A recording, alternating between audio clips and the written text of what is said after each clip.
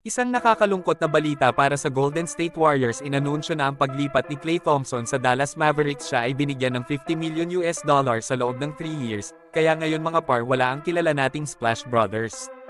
At Paul George nasa Philadelphia 76ers bumuo ng Big 3. Pero bago ang lahat mga par, baka pwedeng pa-follow ng ating page at pa-like and share na din ng video at baka ikaw na yung isa sa mapili ko para sa ating pag-giveaway jersey. Salamat! Isang malaking balita ang yumanig sa mundo ng NBA, si Klay Thompson, isa sa mga star player ng Golden State Warriors. Ang paglipat ni Klay Thompson ay magdadala ng bagong dynamic sa NBA. Ang mga pagbabago sa roster ng Warriors at Mavericks ay magdadala ng pagkakaba ng ibang team. Ito rin ay magpapakita kung paano mag-a-adjust si Klay sa bagong sistema at paano niya maiaangat ang laro ng Mavericks. Kaya mula sa Warriors patungong Mavericks ay hindi ito ang pagtatapos ng kanyang career, kundi simula rin ito ng isang panibagong chapter para sa kanya.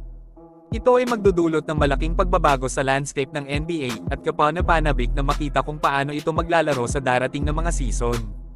Ang mga fans ng GSW at Mavs ay tiyak na aabangan ang bawat galaw at laro ni Klay sa kanyang bagong koponan. At dahil nasa Dallas Mavericks na nga si Klay Thompson, in-announce na nga ng Golden State Warriors ang kanyang jersey number na number 11 para sa isang taus-pusong parangal para sa isa sa kanilang pinakakilalang manlalaro. Inihayag ng Golden State Warriors na ireretiro na nila ang jersey ni Klay Thompson.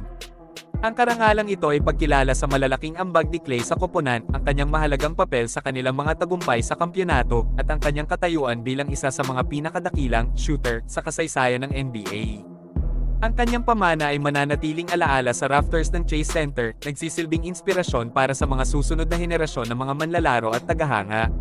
Habang pinararangalan ng Warriors ang isa sa kanilang pinakadakilang manlalaro at kilala nating Splash Brother, ito ay magiging isang pagdiriwang ng hindi lamang kay Klay Thompson bilang player, kundi bilang isang kampyon, kasamahan sa koponan, at warrior sa habang buhay. Kaya yung fans ka ni Klay Thompson, bigyan mo naman siya ng isang thank you.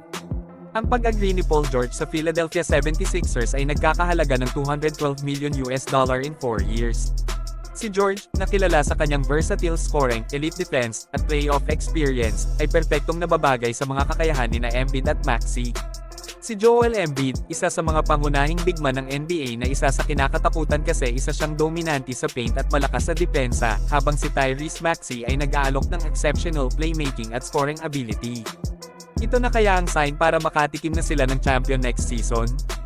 Huwag kalimutan mag-like, follow at mag-share para sa jersey mga par.